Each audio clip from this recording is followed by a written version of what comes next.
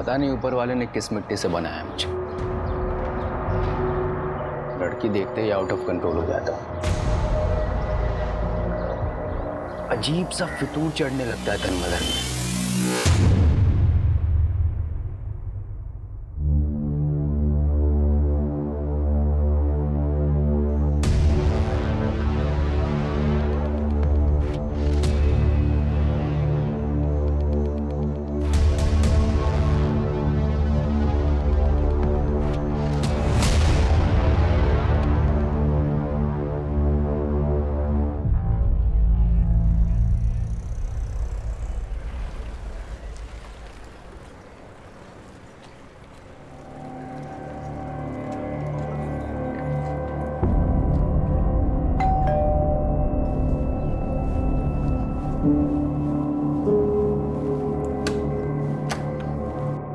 आ गई बेटा। अच्छा जल्दी से फ्रेश हो जा, मैं तेरे लिए खाना लगाती हूँ। नहीं मम्मा, अभी भूख नहीं है।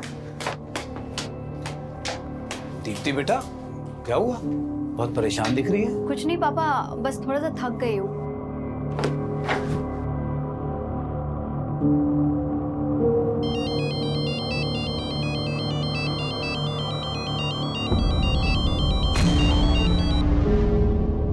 हेलो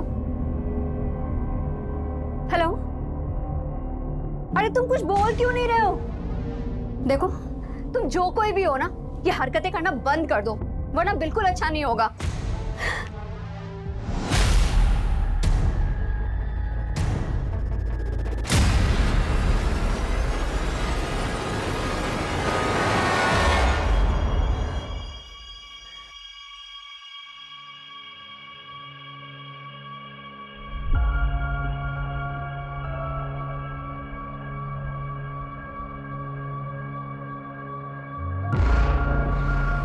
सरफराज, यहाँ क्यों खड़े? अरे कुछ नहीं भाईजान, बस देख रहा था हमारी बीवियाँ कितना काम करती है, कैसे मशरूफ रहती है काम में। और तुम कहाँ मशरूफ थे? दिन भर से दिखाई नहीं दिए। देखा भाईजान, आपकी बहन एक बार मुझे देख ना लेना तो दिन नहीं कटता इनका। क्यों मिस कर रहे थे हमें? कमाल की जोड़ी है तुम दोनों की, एक साथ होते हो ना तो रौनक आ जाती है। अरे कहाँ भाभी जान, दूर के ढोल सुहाने होते हैं, वरना किस्मत तो अरबाज भाई की अच्छी है जो आप उनके गले का हार बनी। हमारी किस्मत में तो कांटे लगे हैं बस। अच्छा, बहुत चुपती हूँ ना मैं, भी बताती हूँ। आयशा, ये क्या कर रही हो? बहुत चुपती हूँ ना मैं। रुको रुको, अरे आयशा, आयशा, ये क्या कर रही हो? आयशा, ये बाहर निकलो। सरफराज, बच्चों की तरह। सॉरी भाभी, देखा तेरी मस्ती में भाभी के कपड़े खराब हो गए। तुम्हारे अरे कोई बात नहीं, मैं चेंज करके आती हूँ।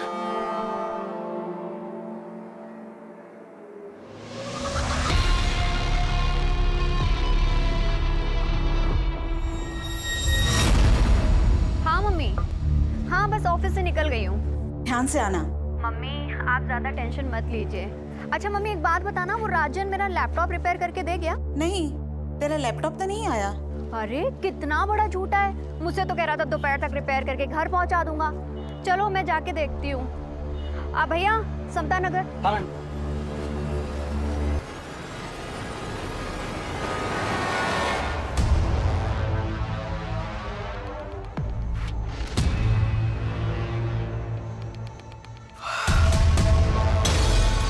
सरफराज, हाँ? इतनी रात में क्या कर रहा है? कुछ भी नहीं, नींद नहीं आ रही थी तो पुरानी यादें ताज़ा कर रहा था। पुरानी यादें लैपटॉप में?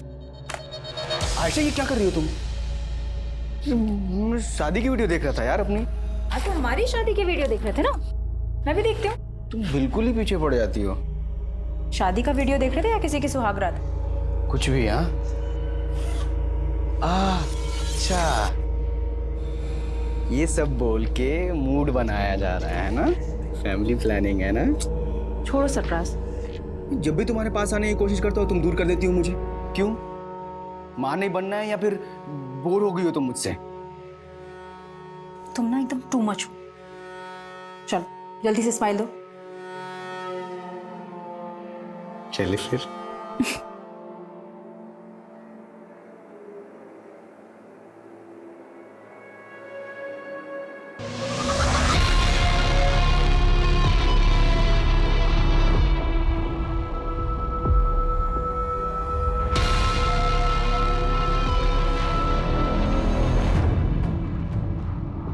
कहते हैं कि इंसान अपने तौर तरीके बदल सकता है, लेकिन फितरत बदलना बहुत मुश्किल काम है। और अगर फितरत बुरी हो तो उसके फितूर और भी खौफनाक होते हैं। और ऐसे फितूर में जीने वाले कभी पीछे मुड़कर नहीं देखते, जबकि आगे सिर्फ तबाही होती है। और ऐसी ही तबाही सरफराज का भी इंतजार कर रही थी।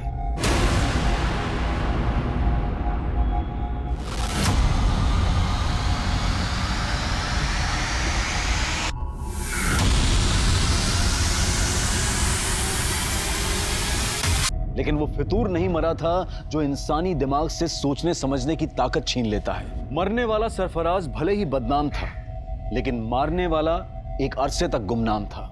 ये एक ऐसा मर्डर केस था जिसको हेडलाइन तब मिली जब एक और इंसानी फितूर गुनाह के पांव पसार रहा था।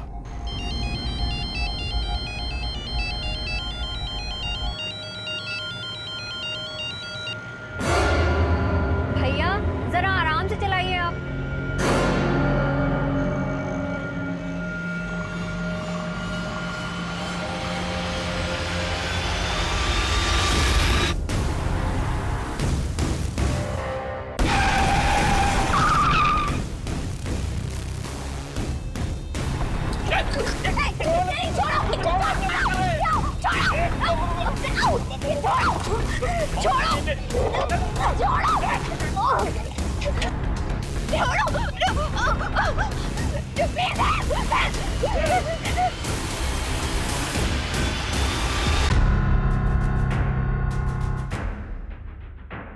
कुछ पता चला दीप्ति का? नहीं, वो राजन की दुकान पर अपना लैपटॉप लेने नहीं पहुंची और उसके ऑफिस वालों से भी कुछ पता नहीं चल रहा।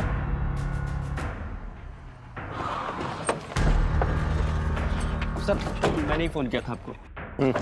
यहीं से अगवा करके ले गए सर। मैं उन्हें यहीं समता नगर लेकर जा रहा था, इतने में वहीं से 2 लड़के आए और उठा कर ले गए सर। उस गाड़ी का नंबर नोट किया जिसमें लड़की को लेके गए? नहीं सर, सब कुछ इतना जल्दी हो गया कुछ समझ में नहीं आया सर। लेकिन सर वैन ब्लू कलर की थी सर।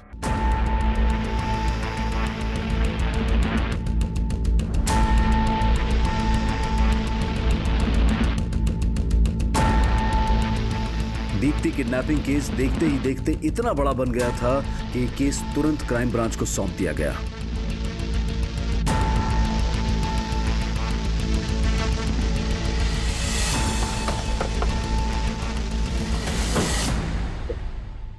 जैन सर। जैन, क्या अपडेट? सर बोरीवली कॉम्प्लेक्स से किडनैपिंग स्पॉट तक उस ऑटो का ट्रेल चेक किया।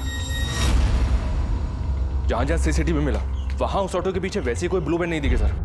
और जहां किडनैपिंग हुई थी वहां सीसीटीवी नहीं था, इसलिए वैन आगे किस डायरेक्शन में गई इसका ट्रेस भी नहीं मिला। किडनैपिंग हुए 16 घंटे हो गए, पता नहीं इस वक्त लड़की किस हाल में होगी। और तुम कह रहे हो कि कुछ भी ट्रेस नहीं हुआ? वो वैन जरूर किडनैपिंग स्पॉट से जंगल की तरफ गई होगी। उस डायरेक्शन में चेक किया? जी हाँ सर, वहां पूरी रात पेट्रोलिंग हुई है और उस पैच में कहीं सीसीटीवी नहीं सर।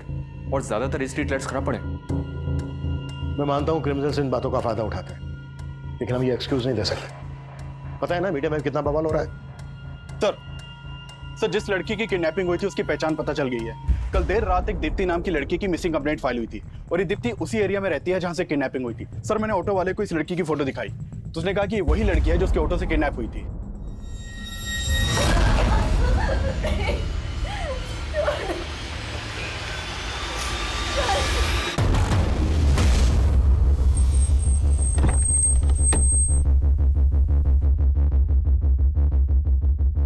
अरे लेकिन कुछ तो पता कीजिए, 2 दिन हो गए उससे गायब हुए हुए। आप मैं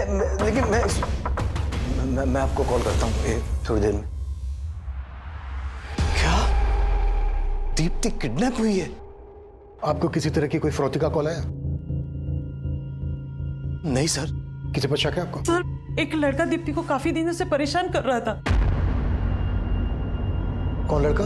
पता नहीं सर, लेकिन काफी टाइम से दीप्ति परेशान लग रही थी। कुछ दिन पहले वो फोन पे किसी के साथ झगड़ा कर रही थी, तभी इस बात का पता चला।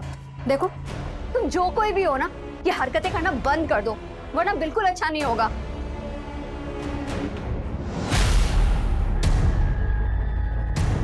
क्या बात है बेटा, किससे बात कर रही थी?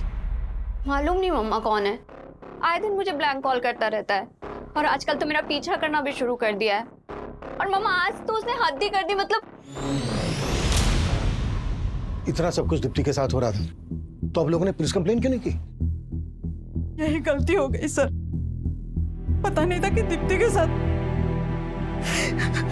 प्लीज सर, प्लीज उसका पता कीजिए सर। देखिए हम पूरी कोशिश कर रहे हैं, ये काम है हमारा। आप लोगों ने कल दीप्ति को आखिरी बार कब देखा था? जी कल सुबह जब ऑफिस जा रही थी। कहाँ ऑफिस है दीप्ति का? जी बोरीवली में एबल कंप्यूटर्स नाम की कंपनी है, वहीं पर सेल्स एग्जीक्यूटिव है। ऑफिस से निकलते वक्त उसने अपनी मम्मी को फोन भी किया था। अच्छा मम्मी एक बात बताना, वो राजन मेरा लैपटॉप रिपेयर करके दे गया? नहीं, तेरा लैपटॉप तो नहीं आया। अरे कितना बड़ा झूठा है, मुझसे तो कह रहा था दोपहर तक रिपेयर करके घर पहुंचा दूंगा। चलो मैं जाके देखती हूँ। दीप्ति रात को 9 बजे तक घर ही नहीं पहुंची, फिर उसका फोन भी बंद आने लगा। मैं राजन की दुकान पर गया पूछने के लिए, तो वो कहने लगा कि दीप्ति वहां भी नहीं पहुंची। ये राजन की शॉप कहाँ है? हाँ सर, दीप्ति मैडम मेरी पुरानी कस्टमर है। उन्होंने अपना लैपटॉप ठीक करने के लिए मुझे दिया था। राजन भाई, अरे ये लैपटॉप चेक कर लेना, आजकल बहुत हैंग कर रहा है और इसमें वाईफाई का सिग्नल भी नहीं शो करता है। अरे मैडम 2 मिनट में चेक करके बताता हूँ प्रॉब्लम क्या है। आप बैठो ना, बैठो ओए, इधर मैडम के लिए कोल्ड ड्रिंक लेके आ जल्दी। नहीं राजन भाई, मुझे ना बहुत लेट हो रहा है, आप इसको सही करा के ना घर पहुंचा देना बस। आप इसे भी रखो और पहुंचा देना आप, ठीक है? अरे मैडम 2 मिनट में देख। कल शाम 7 साढ़े 7 बजे उनका फोन भी आया था मुझे।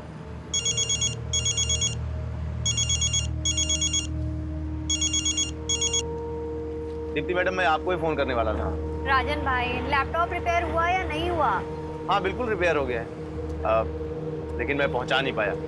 आप दुकान पे आके ले जा सकती हैं?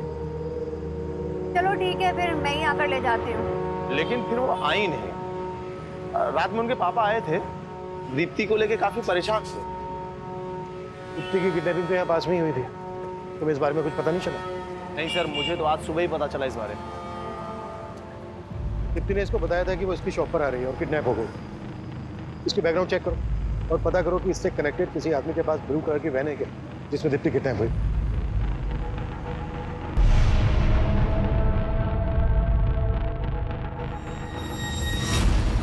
दीप्ति के पेरेंट्स ने बताया था कि कोई लड़का दीप्ति को ब्लैंक कॉल करता, स्टॉक करता। दीप्ति के कॉल रिकॉर्ड से स्टडी करो और जहां जहां दीप्ति का आना जाना था वहां सीसीटीवी फुटेज चेक करो। ये लड़का दीप्ति के ऑफिस, गली, मोहल्ले कहीं से भी कनेक्टेड हो सकता है।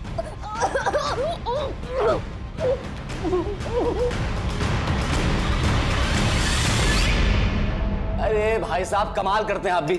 इतना सब कुछ हो गया, आपने बताया भी नहीं क्योंकि लड़का दीप्ति को परेशान कर रहा था। अब इतने गैर और इतने पराये हो गए हैं हम। बस जय, अभी ये सब बात करने की हालत में नहीं है हम लोग। अरे भाई साहब हम समझ सकते हैं, लेकिन हम ऐसे हाथ में हाथ रख के नहीं बैठ सकते। भाई साहब कुछ तो बताइए आप, ताकि हम जाके दीप्ति के बारे में कुछ तो मालूम करें, उसे ढूंढे जाके कम से कम।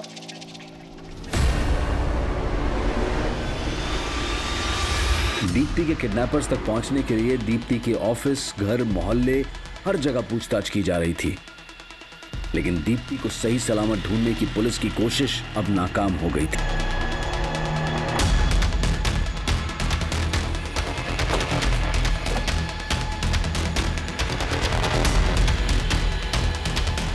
हटो हटो।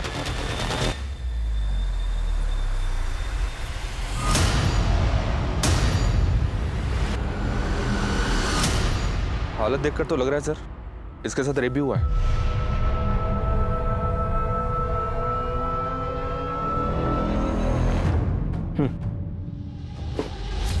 ये जगह किडनैपिंग लोकेशन से 7-8 किलोमीटर दूर है।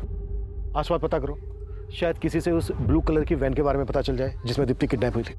Okay sir.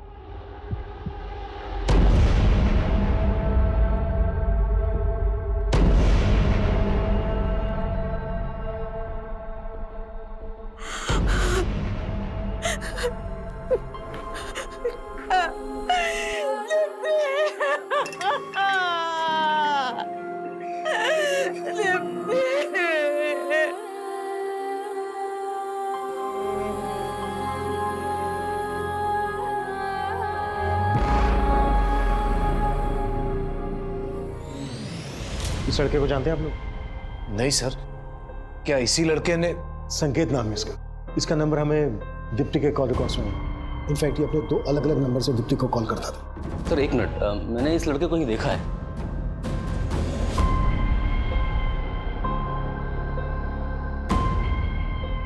हाँ सर, इस लड़के को मैंने दीप्ति के साथ देखा था। दीप्ति बहुत गुस्से में लग रही थी। जब मैं वहाँ पहुँचा तो लड़का चला गया वहाँ से। दीप्ति क्या हुआ? निकलो यहाँ से तुम। कौन था ये? दीप्ति ने तो कुछ नहीं बताया। हो सकता है कि ये वही लड़का हो जो उसको स्टॉक कर रहा था। जब इस लड़के को दीप्ति के साथ देखा था आपने, कब की बात है? काफी समय पहले थे। कहाँ देखा था? दीप्ति के ऑफिस के बाहर। सर मैंने कुछ नहीं किया दीप्ति के साथ। वो मेरी अच्छी दोस्त थी, इसलिए फोन करता था उसको। वो भी दो नंबर से स्टॉक करता था उसको, पीछा करता था उसका? नहीं सर, मैं उसको स्टॉक क्यों करूंगा सर? वो मेरी बहुत अच्छी दोस्त थी, बल्कि मैं तो उसके साथ शादी भी करना चाहता था। अच्छा, तो बात यहाँ तक पहुँच गई थी? सर मैं झूठ नहीं बोलूंगा, मैं जिस कंपनी में जॉब करता हूँ उनको दीप्ति की कंपनी कंप्यूटर सप्लाई करती है। इस वजह से हमारी फोन पर बातें होती थी। उसके बाद हम दोनों एक दूसरे को पसंद भी करते थे। ये लो। Thank you. यार दीप्ति, तुम इतनी इंटेलिजेंट हो, MBA भी किया हुआ है तुमने, एक कंपनी में क्यों फंसी हो?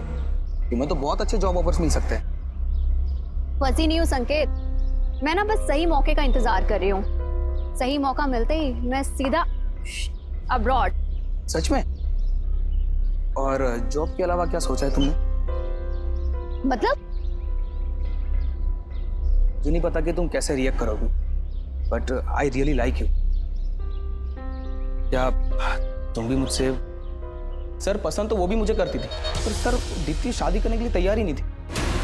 संकेत, मैंने तुम्हें कितनी बार बोला है कि मैं शादी के लिए अभी प्रिपेयर नहीं हूँ। यार दीप्ति, तुम सिर्फ अपने बारे में सोच रही हो। क्या तुम मुझसे प्यार नहीं करती?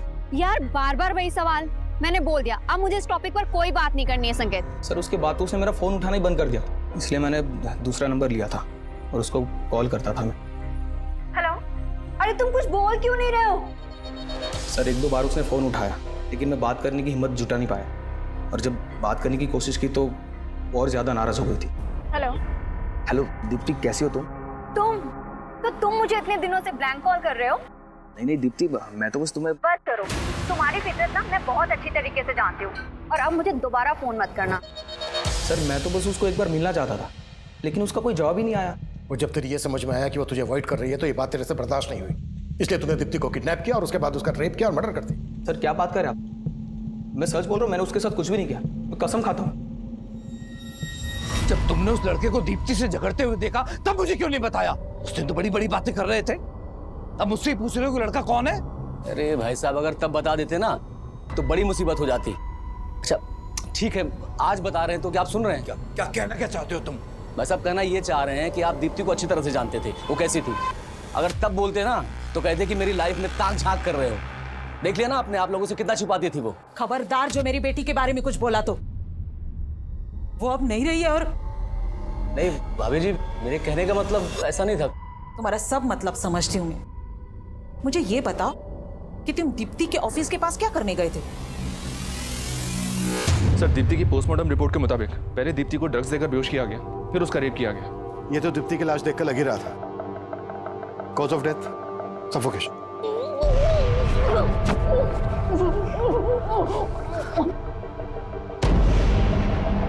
लेकिन सर किलर यहीं तक नहीं रुका, दीप्ति की लाश के साथ भी कई बार रेप किया गया। ये कोई विकृत मानसिकता वाला ही कर सकता है। संकेत ने कुछ बोला?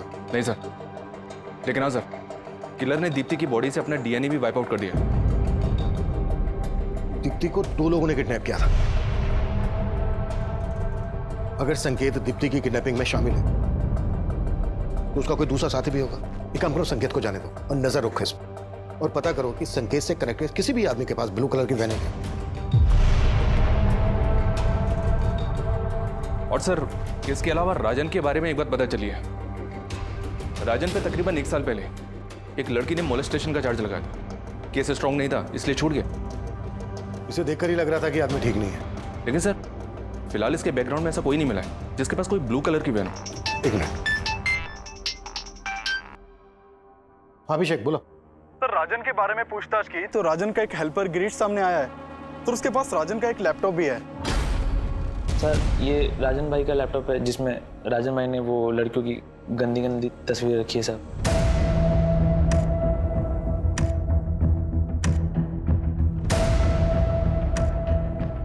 ये लैपटॉप तुम्हारे पास कैसे आया? साहब वो राजन भाई के यहाँ मैं बहुत सालों से काम करता था साहब, और पिछले 3-4 महीने की पगार वो मेरी लटका के रख रहे थे, और जब मांगने गया तो सब धक्का मार के बाहर निकाल दे रहे थे साहब। नहीं देता भागा, चल निकल यहाँ से, चल निकल। तो गुस्से में आके मैं लैपटॉप उठा के भाग गया साहब। ये लैपटॉप में जो लड़कियां हैं, कौन है ये? सर वो मालूम नहीं सर मुझे। राजन का दीप्ति को लेकर कैसा बिहेवियर था? साहब राजन भाई तो थोड़े अयास हैं साहब, मैंने साहब को बताया था साहब। और दीप्ति मैडम को लेके उनकी नज़र कुछ ठीक नहीं थी साहब। ठीक है, जाओ तुम। Thank you sir, thank you. Deepti के साथ जिस तरह से रेप किया गया उससे तो यही लगता है कि ऐसी मानसिकता वाला आदमी ऐसा कर सकता है। चेक करो, हो सकता है इसमें दीप्ति के भी फोटोग्राफ्स हों, और राजन को लेके आओ। सर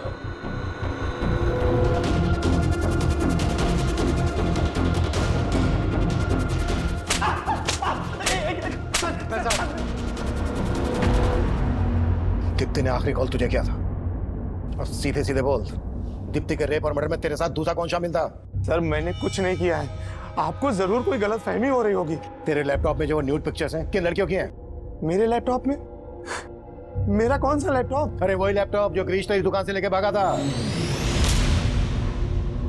हाँ सर, गिरीश मेरी दुकान से लैपटॉप लेकर भागा था, लेकिन सर वो लैपटॉप मेरा नहीं है, वो तो एक लड़का मेरी दुकान पे मुझे बेच के गया था।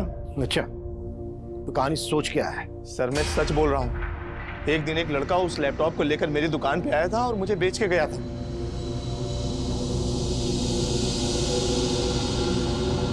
₹2000 मिलेंगे इसके? ठीक है, दो जल्दी। सर वो लैपटॉप बेचना चाहता था, मैंने ₹2000 में खरीद लिया। मैंने सोचा था कि इसको ऊंचे दाम में बेच दूंगा, मुझे नहीं पता था कि उस लैपटॉप में वो सब फोटोज हैं। कौन था वो लड़का? मुझे नहीं पता सर, वो तो मैंने पहली बार अपनी दुकान पे देखा उस लड़के को। सर मैं एक इज्जतदार आदमी हूँ। ओ इज्जतदार आदमी, सब पता किया हमने तेरे बारे में। मोलेस्टेशन का चार्ज लगा था तुझ पर।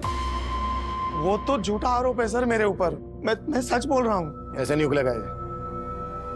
उगलवा इससे। Sir sir sir sir sir एक सर सर मैंने लैपटॉप चेक किया, पर इसमें दीप्ति की कोई फोटो नहीं मिली। हो सकता है दीप्ति की फोटोग्राफ इससे डिलीट कर दी गई है। इसका डिलीटेड डेटा रिट्रीव करो। ओके सर, और एक बात सर, ये सारी फोटोज मॉफ्ड हैं। मॉफ्ड? जी सर। यानी न्यूड पिक्चर्स के ऊपर दूसरी लड़कियों के फेसेस लगाए गए। Right sir. और एक बात सर, मैं जब लैपटॉप चेक कर रहा था तो मुझे सरफराज नाम का एक फोल्डर मिला सर, जिसमें इस लड़के के कई फोटोज हैं। ये देखिए, लैपटॉप से ज़्यादा कुछ तो पता नहीं चला सर, लेकिन जब मैंने लैपटॉप के सीरियल नंबर से इसके बायर का पता किया तो पता चला कि कुरला के रहने वाले सरफराज ने लैपटॉप खरीदा है सर। और ये देखिए सर, लैपटॉप पे भी एस लगा है। हो सकता है सर लैपटॉप खरीदने वाला सरफराज और फोल्डर के अंदर जिसके फोटो हैं वो सरफराज, ये दोनों एक ही हैं।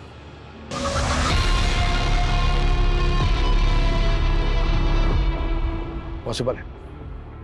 अभिषेक, कुर्ला पुलिस से कांटेक्ट करो और सरफराज को लेकर आओ। सर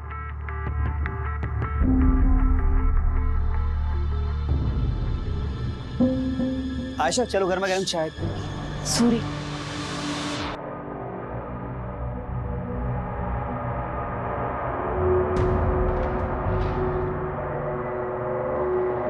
आयशा, मैं बहुत दिनों से तुमसे कुछ बात करना चाह रहा था। किस बारे में? माना कि तुम्हारी डिलीवरी में काफी कॉम्प्लिकेशंस थी, लेकिन अब तुम फिट हो और जूही भी 1 साल की हो गई है। आयशा, तुम वही बिजनेस फिर से शुरू क्यों नहीं कर देती जो तुम जुबैदा भाभी के साथ करती थी? नहीं वसीम, अब हालात बहुत बदल गए हैं। मुझे नहीं लगता कि जुबैदा भाभी दोबारा वो काम शुरू करना चाहेंगी। तो तुम क्यों शुरू नहीं कर देती? क्यों? मेरा और जूही का खर्च चलाना मुश्किल हो रहा है क्या? आयशा, मैंने तुम्हारी हर मुश्किल को आसान किया है और तुम मेरे लिए मुश्किल नहीं बन सकती। और जूही, उसका नाम नहीं लिया तुमने? क्यों? वो सरफराज का खून है इसलिए?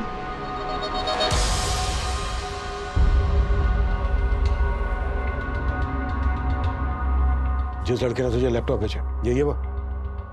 नहीं सर, ये वो नहीं है। स्केच बनवा सकता है उसका?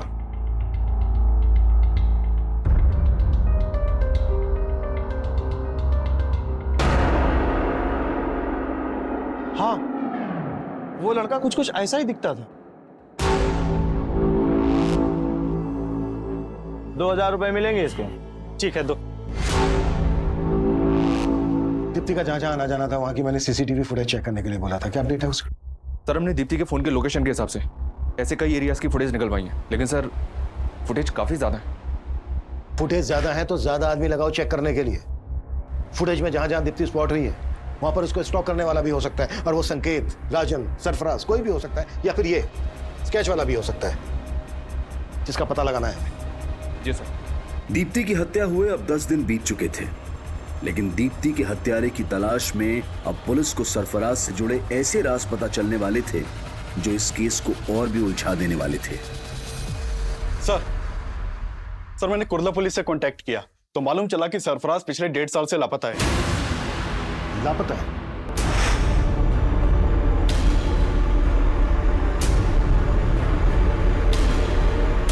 जी सर।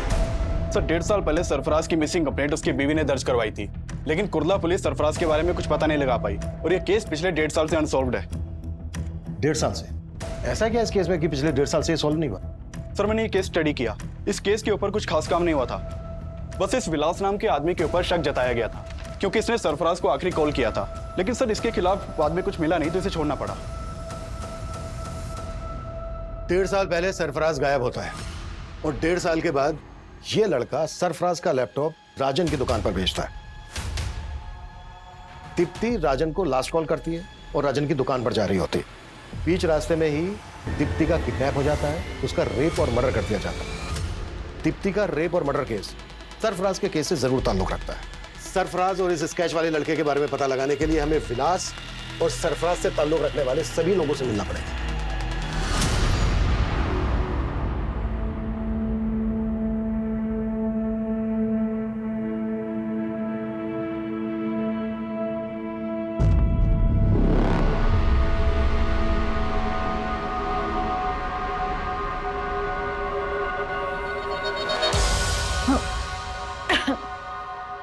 क्या हुआ ऐशा? कुछ नहीं।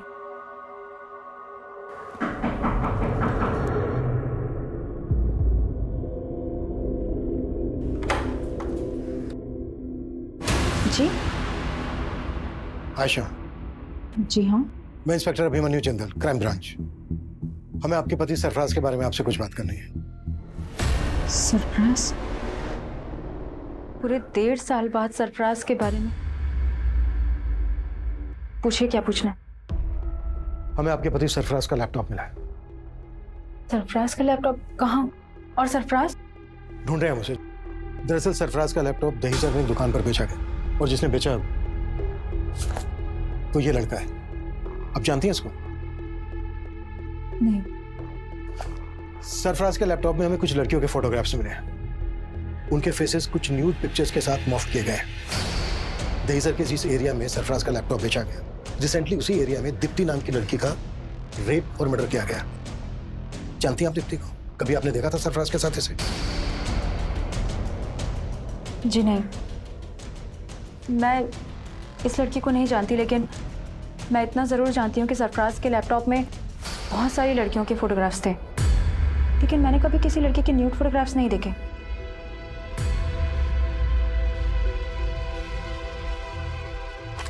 वो यही थी लड़कियां?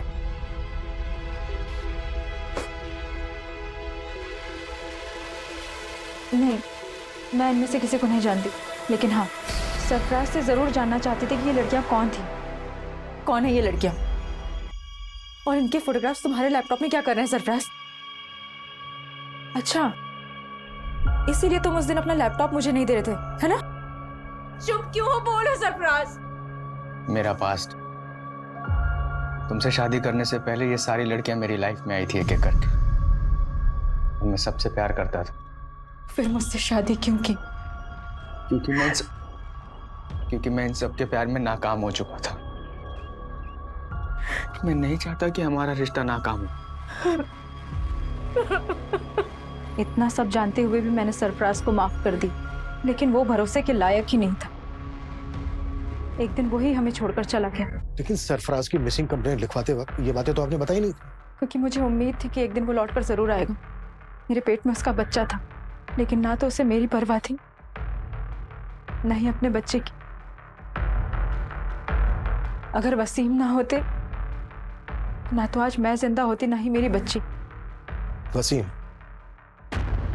आप ही वसीम है? जी सर, मैं वसीम, सरफराज का दोस्त। और अब हम पति पत्नी। हाँ सर, आज से 1.5 साल पहले से मैं सरफराज के कांटेक्ट में था सर। वो एक ब्रोकर था और मुझे एक प्लॉट की तलाश थी सर, और इसलिए मैं उससे मिला था। और ये बात सर मैंने कुर्ला पुलिस को भी बताई थी। लेकिन 1.5 साल बाद अब हमें पता चला है कि इस आदमी ने सरफराज का लैपटॉप दहीसर में बेचा था। क्या उस दौरान कभी इस आदमी को सरफराज के साथ देखा था? नहीं सर, सर मुझे ध्यान में नहीं है। शायद कभी देखा होगा सरफराज के साथ में। इसका नाम सरफराज है, ये 1.5 साल से लापता है। क्या इसको जानते हैं आप लोग? कभी दीप्ति के साथ देखा इसको?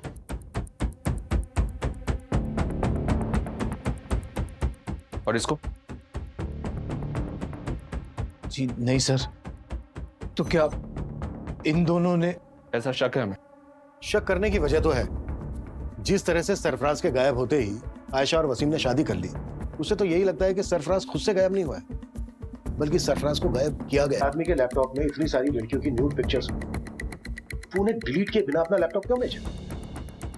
इसको ना तो आयशा ने पहचाना और ना ही वसीम ने। कहीं ऐसा तो नहीं है कि ये दोनों इसको जानते हैं लेकिन हमसे सच छुपा रहे हैं? सर, मैंने ये स्केच हर जगह सर्कुलेट करवा दिया। इसके साथ साथ हमारी टीम अब ये भी पता लगा रही है कि सरफराज और दीप्ति से जुड़े किसी भी इंसान के पास वो ब्लू वैन तो नहीं जिसमें दीप्ति को किडनैप किया गया।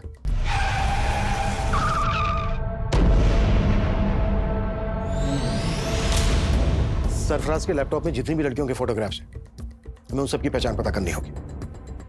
आशा का कहना है कि इन सभी लड़कियों के साथ सरफराज का अफेयर था। अगर ये सच है तो पॉसिबल है दीप्ति भी सरफराज का पास। लैपटॉप का डिलीटेड डेटा रिट्रीव हुआ? फिलहाल तो नहीं सर, जल्दी हो जाएगा।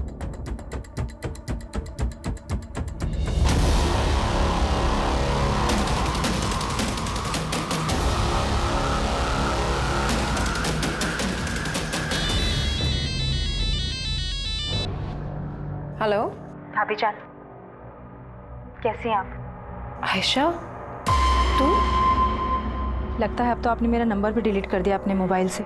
अरे नहीं, वो फोन बदल दिया है। बदल तो बहुत कुछ गया है भाभी। जिंदगी हर कदम पे नया मोड़ ले लेती है। आयशा, तू ये क्या कह रही है? मैं कुछ समझी नहीं। मुझे तो लगा था आप खुद ही फोन करके बता देंगे, लेकिन कोई बात नहीं, मैं ही पूछ लेती। पुलिस को क्या बताया आपने मेरे बारे में? पुलिस? आयशा, आयशा ये क्या कह रही है तू? क्यों? पुलिस सरफराज के बारे में पूछताछ करने के लिए आपके पास नहीं आई?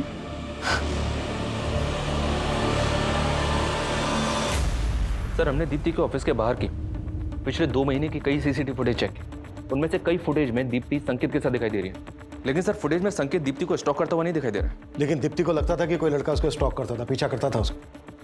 बाकी की फुटेज भी चेक करो। जी सर। और एक बात है सर, दीप्ति की हत्या से 2 दिन पहले उसका चाचा उसके ऑफिस के बाहर देखा गया था। मैंने और चेक किया तो पता चला कि दीप्ति का चाचा अक्सर दीप्ति के ऑफिस वाले एरिया में जाया करता था। इसके खिलाफ मिला कुछ? अनमेरिड, जॉबलेस, फ्रस्ट्रेटेड आदमी है सर। शराब की भी लत है। कुछ साल पहले तक दीप्ति के पेरेंट्स के साथ ही रहता था।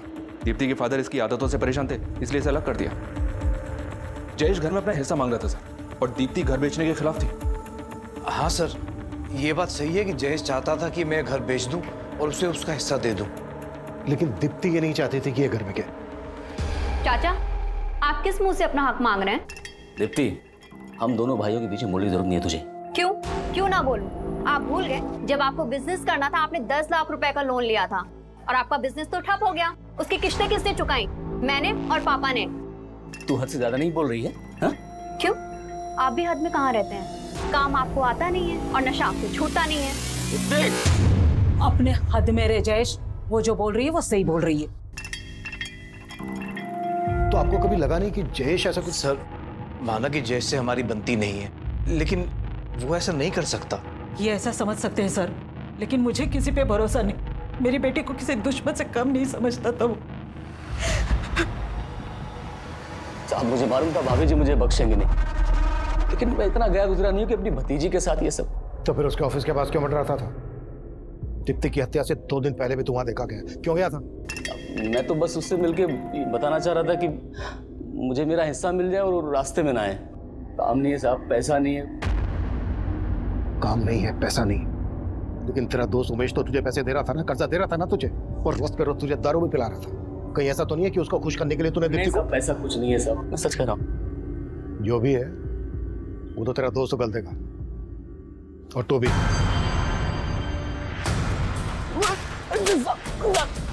मैंने कुछ नहीं किया था सर। इस लैपटॉप का डिलीटेड डाटा रिट्रीव कर लिया गया है सर। इसमें दीप्ति के फोटोज नहीं मिले।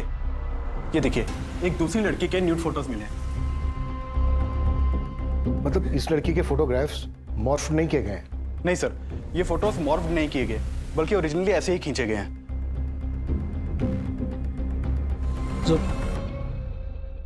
जुबैदा, क्या सोच रही? आपने हमेशा अपनी बहन के बारे में सोचा, कभी उसकी जिंदगी दागदार नहीं होने दी, लेकिन मुझ पर लगा ये दाग मुझे हमेशा परेशान करता रहेगा।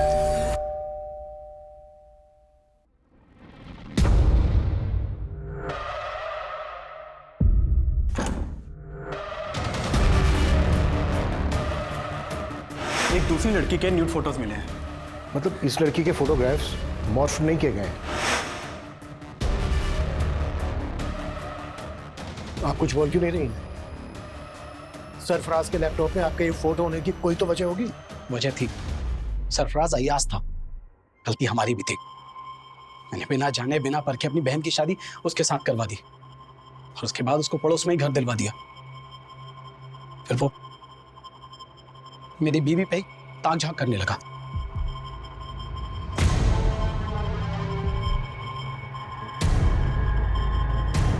मुझे कभी भी उसकी नीयत पर शक नहीं हुआ।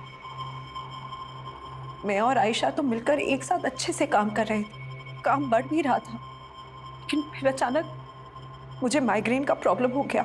आयशा, मैं नहीं चाहता कि इस काम से जुबैदा को और ज्यादा तकलीफ हो। डॉक्टर ने 2 महीने का हैवी कोर्स दिया है। देखो, इस दवा को खाने से इसको ज्यादा नींद आएगी। तुम बात को समझो। ऐसा करो कि कुछ दिन के लिए काम बंद कर दो। मेरी तबीयत की वजह से हमें कुछ टाइम के लिए हमारा काम बंद करना पड़ा, और एक दिन मैं दवा लेके बस आराम कर रही थी तो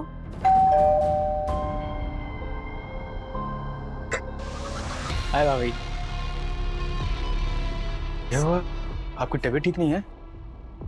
नहीं, वो थोड़ा सर बहुत चकरा रहा था। अरबाज भाई कहाँ हैं? अगर आपकी तबीयत इतनी खराब थी तो मुझे बताना चाहिए था। मैं दवा के नशे में थी, और फिर अचानक न जाने कैसे मेरी आंख लग गई,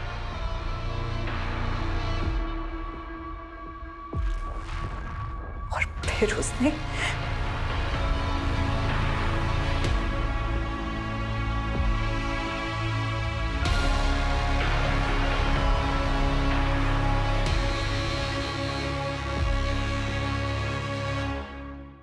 तब मुझे कुछ नहीं पता चला, लेकिन जब आँख खुली तो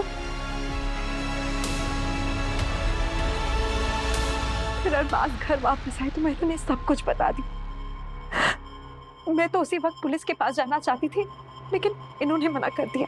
उसके बाद हम यहाँ मेरे मायके चले आए, लेकिन सरफराज ने उसके बाद मुझे ब्लैकमेल करना शुरू कर दिया। सरफराज, तुम ये सही नहीं कर रहे हो। मैं आयशा को सब कुछ बता दूंगी। तो बता दो, डरता नहीं हूं मैं। सरफराज, सरफराज, क्यों तू मेरी बहन और मेरी बीवी की जिंदगी बर्बाद कर रहा है? ठीक है, आप जैसा बोल रहे हो मैं वैसा ही करूंगा। बस एक रात के लिए जुबैदा को मेरे साथ छोड़ दो। चिल्ला मत। अगर मेरी बात नहीं मानी तो जुबैदा की फोटो इंटरनेट पे अपलोड कर दूंगा। सर, उसने नाक में दम कर दिया था, इसीलिए तुमने उसे अपने रास्ते से हटा दिया? नहीं, इसकी मदद से? नहीं सर, हम इसे नहीं जानते सर। जुबैदा और अरबाज सस्पेक्ट नजर आ रहे थे, लेकिन सरफराज के साथ क्या हुआ होगा इसको लेकर पुलिस नतीजे तक नहीं पहुंच पा रही थी, और उन्हें उस आदमी की तलाश थी जिसने सरफराज का लैपटॉप राजन को बेचा था।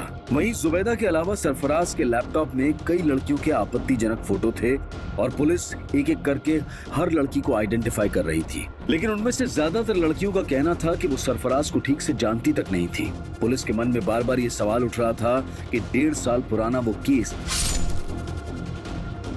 दीप्ति के रेप और मर्डर से कैसे जुड़ा था। हमने इस फुटेज को क्लोजली एग्जामिन किया तो ये देखा, एक दो जगह और ये दीप्ति के पीछे जाता हुआ देखा। शर्मा, पता करो इसके साथ दूसरा और कौन था। जी सर।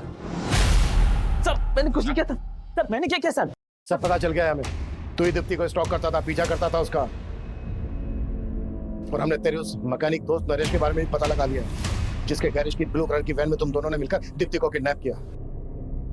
तेरे उस मैकेनिक दोस्त ने सब कुछ उगल दिया है। बेहतर यही होगा कि तुम भी उगलते। सर राजन भाई नहीं है क्या? राजन भाई तो बाहर है। अच्छा, मेरा हार्ड ड्राइव ठीक हो गया? हाँ वो हो गया ठीक मैडम। दो अच्छी लगती हुई दिखती मुझे। दिन रात उसका चेहरा मेरे मन में घूमता रहता था, छूना चाहता था मैं उसको। पागल हो गया था मैं, पागल।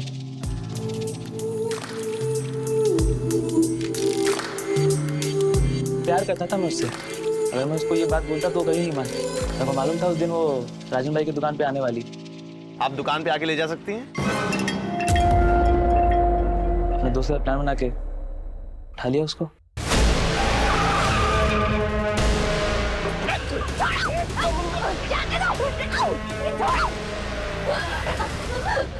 जाने दो मुझे। नहीं डरो मत दीप्ति, मैं हूं। प्यार करता हूँ दीप्ति तुमसे। शादी कर लो मुझसे। दीप्ति शादी कर लो मुझसे।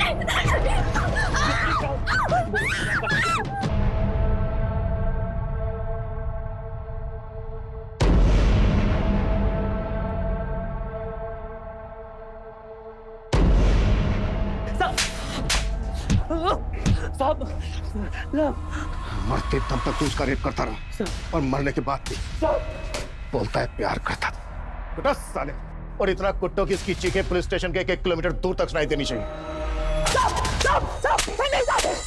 दीप्ति एक ऐसे गुनाह का शिकार हुई थी जिसको लेकर हम आए दिन आक्रोश से भर उठते हैं, पर कुछ कहते नहीं, कुछ करते नहीं। और आज ये बेबसी हम सब महसूस कर रहे हैं, लेकिन इसकी कोई रोकथाम नजर नहीं आ रही। दीप्ति रेप और मर्डर केस पुलिस सॉल्व कर चुकी थी, लेकिन सरफराज मर्डर केस अब भी बिना नतीजे के था। पुलिस अब भी सरफराज को मिसिंग मानकर ढूंढ रही थी, जो कि जुबैदा और कई और लड़कियों का गुनहगार नजर आ रहा था। सर ये स्केच इस शाद नाम के लड़के का है। ये साइन में एक फैक्ट्री में काम करता है और सर 1 महीने से गायब। और सर ये भी पता चला है कि ये शाद इस विलास के टच में भी था। जब 1.5 साल पहले सरफराज गायब हुआ था तो उसे आखिरी कॉल इसी ने किया था।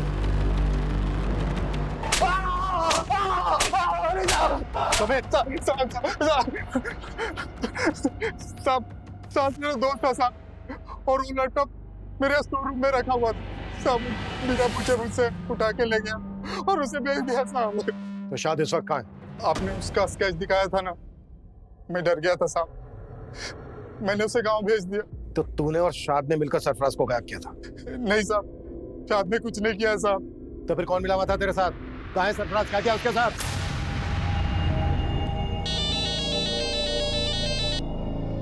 हेलो विलास भाव, अरे बताओ क्या खिदमत करूं आपकी? अरे बहुत इंतजार कराया आपने।